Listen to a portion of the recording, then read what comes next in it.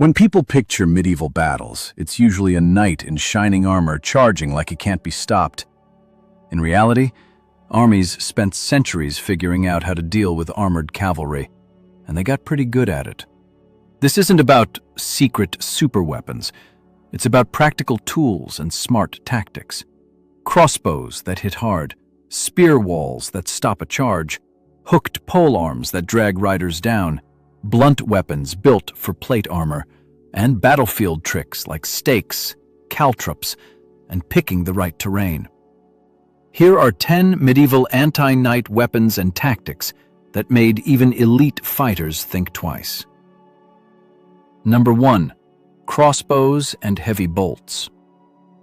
The crossbow looks simple, but in the Middle Ages, it was basically a compact machine for turning slow, steady effort into a hard hit at the moment of release.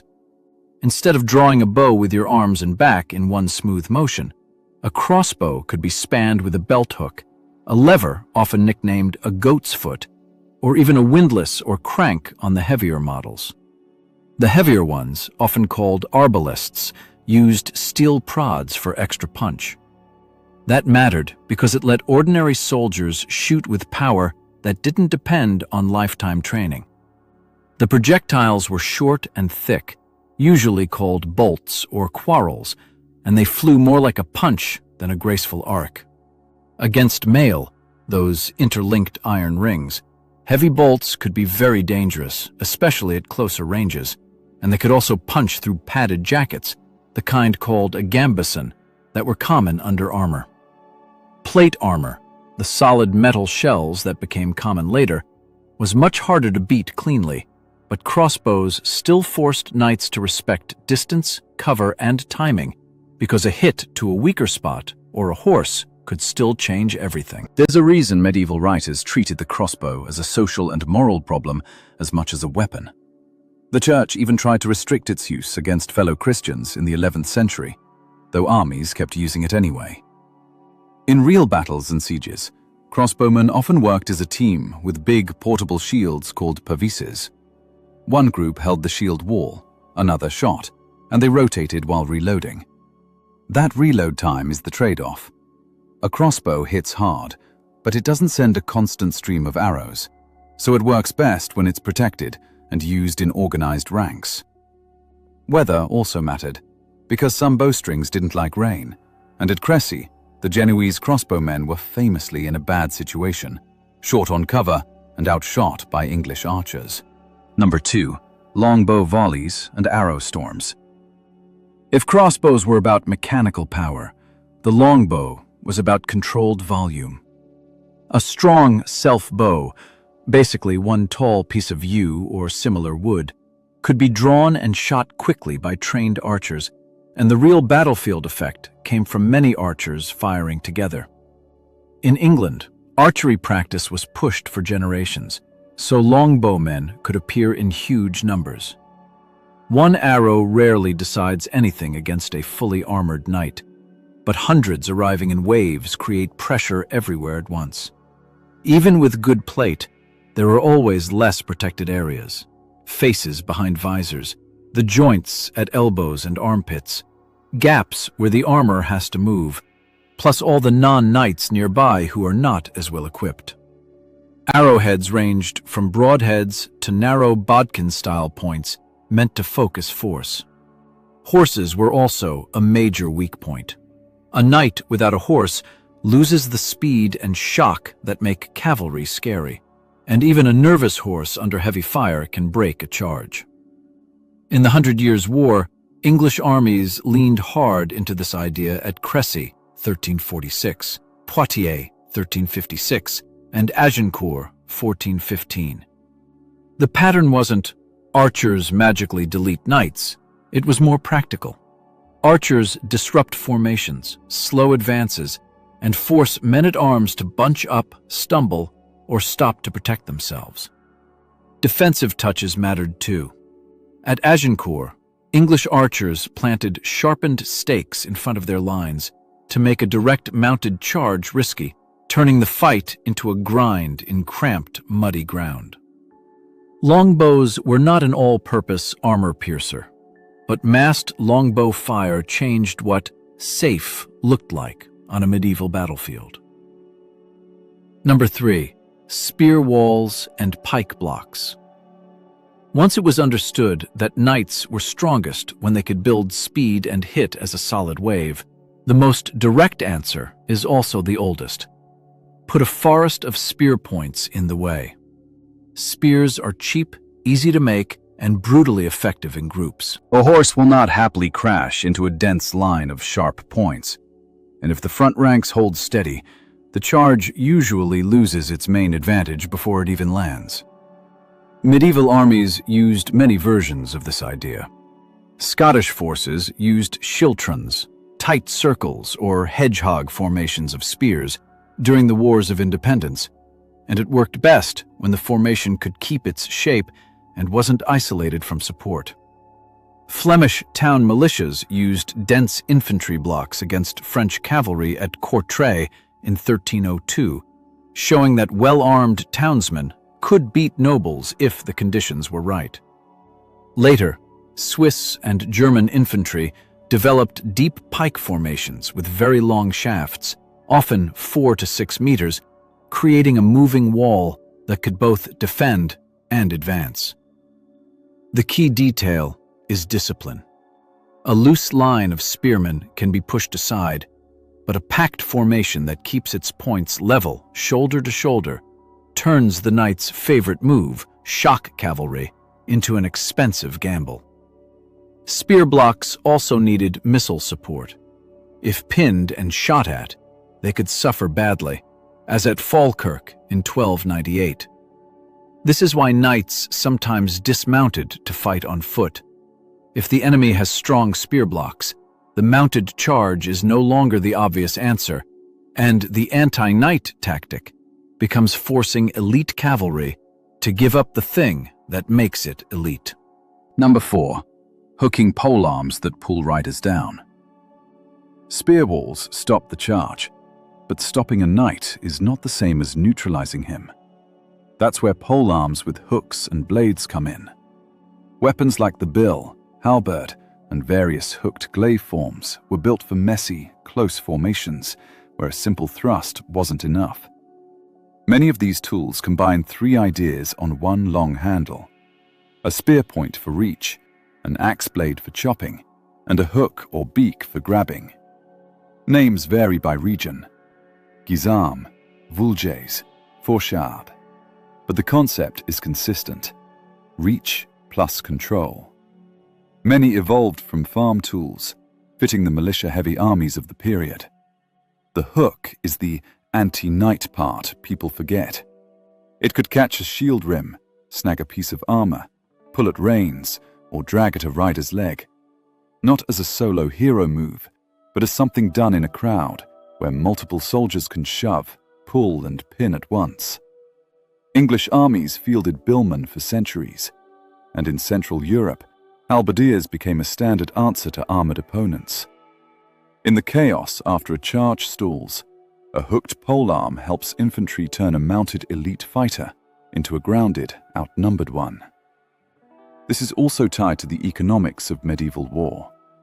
Knights were valuable prisoners because of ransom, so tactics that forced dismounts and allowed captures could be just as important as tactics that simply killed. Number 5. Warhammers, maces, and not a sword logic. By the late Middle Ages, good plate armor made cutting attacks less reliable than people imagine. A sword hit that would split an unarmored target might just slide off a curved breastplate. So anti-knight weapons often look unglamorous. Hammers, picks, and heavy clubs designed to deliver force through armor rather than slice it.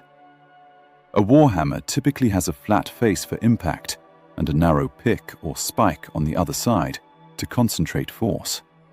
Maces, especially with flanges, focus on crushing and denting. The point isn't that armor is useless. It's that armor can't cancel momentum.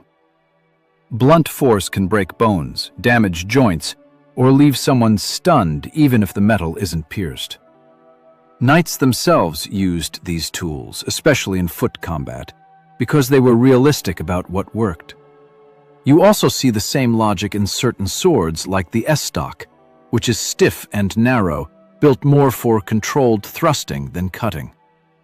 The poleaxe is the clearest example. It's basically a purpose-built anti-armor polearm with a hammer face, a spike, and a top point, designed for close, disciplined fighting between armored men.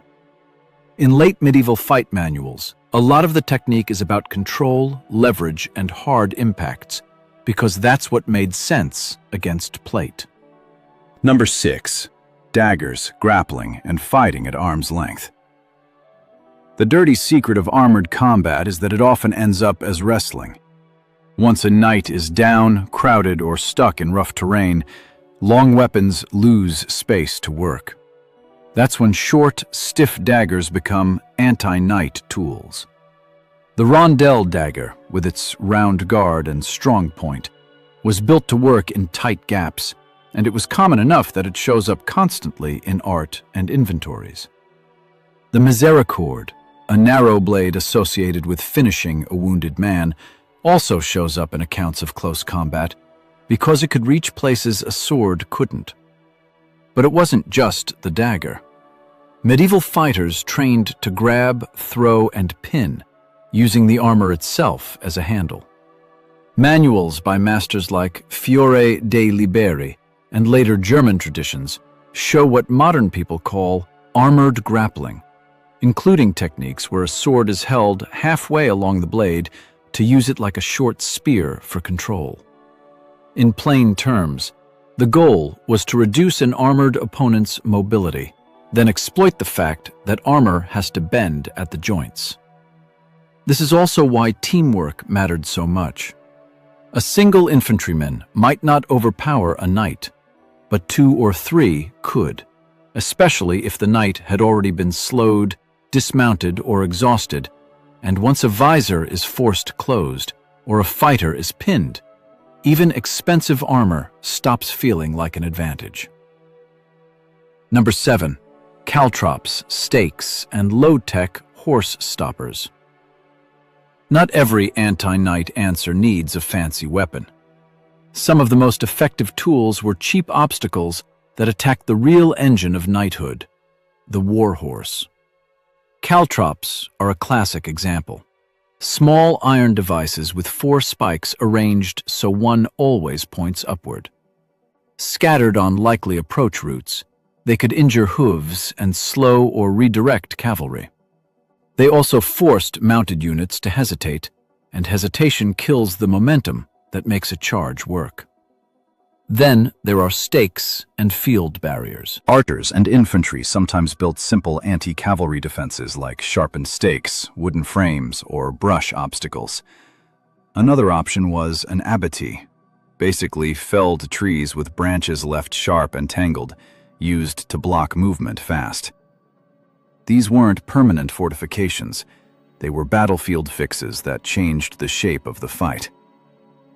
At Agincourt, English archers used stakes to protect their position and keep cavalry from sweeping them away. In other contexts, armies used wagon lines, temporary ditches, or spiked barriers to create safe zones for missile troops, and the Hussites in the 1400s are famous for wagon forts that turned open ground into a controlled fighting space. The point is straightforward.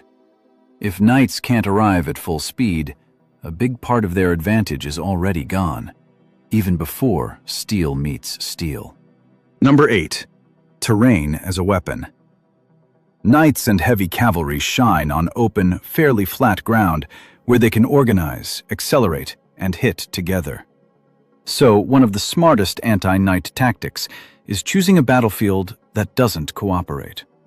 Mud, marsh, steep slopes, narrow passes, and dense woods all work against cavalry. At Stirling Bridge in 1297, the narrow crossing helped the Scots face English forces in a way that limited the usefulness of cavalry and packed troops into a vulnerable space.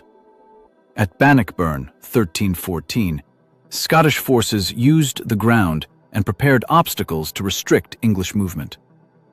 At Morgarten, 1315, A Swiss attack in a tight mountain route turned armored cavalry into trapped targets with nowhere to build speed.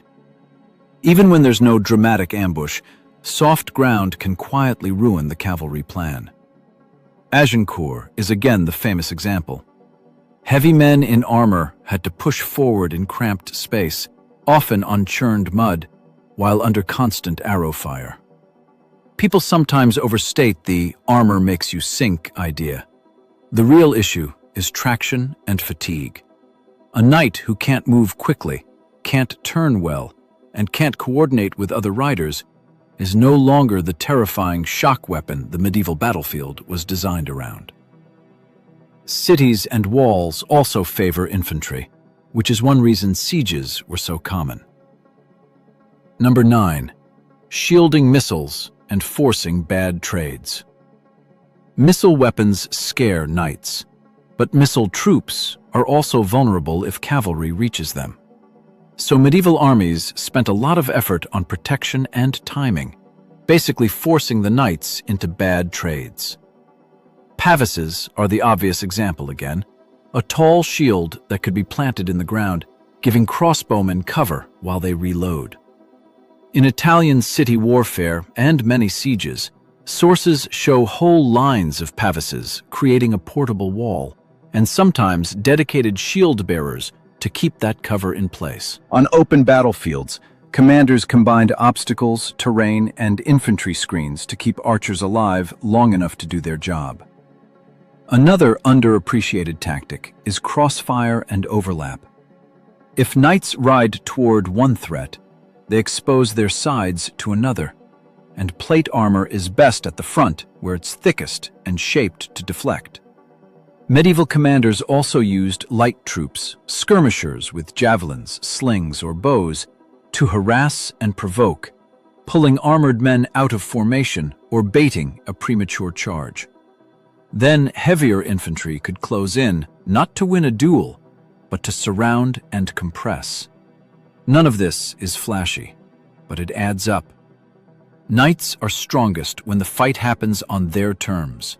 Straight lines, clear targets, and room to maneuver. Anti-knight tactics are about constantly breaking that comfort zone, so every move costs them something. Number 10. Hitting the knight's support system. Some anti-knight tactics focus less on the fight itself and more on everything that keeps a knight on campaign, because if that system breaks, the armor and the horse stop showing up where they're needed. A knight is expensive. He needs a trained horse, spare horses, armor, weapons, servants or squires, and a steady supply chain of food and forage. And he usually expects pay, loot, or land to support that lifestyle. Medieval armies knew this, and they often fought by trying to ruin that system rather than winning a clean clash. Raids that burned fodder, captured horses, or destroyed bridges could cripple a knightly force long before a proper battle. English chevauchés, fast, destructive raids during the 100 Years' War, were designed to damage the enemy's economy and force a response under pressure, sometimes dragging armored nobles into fights they didn't want on ground they didn't choose. Capturing high-status prisoners for ransom also played into this logic, because it drained money and leadership from the opposing side and could remove key commanders for months. Even in battle, targeting banners and unit cohesion mattered. Once a knightly group loses coordination, it can be surrounded and neutralized by ordinary soldiers. And when a high-status knight was taken alive, the ransom money could cover wages, gear, and supplies for the soldiers who brought him in.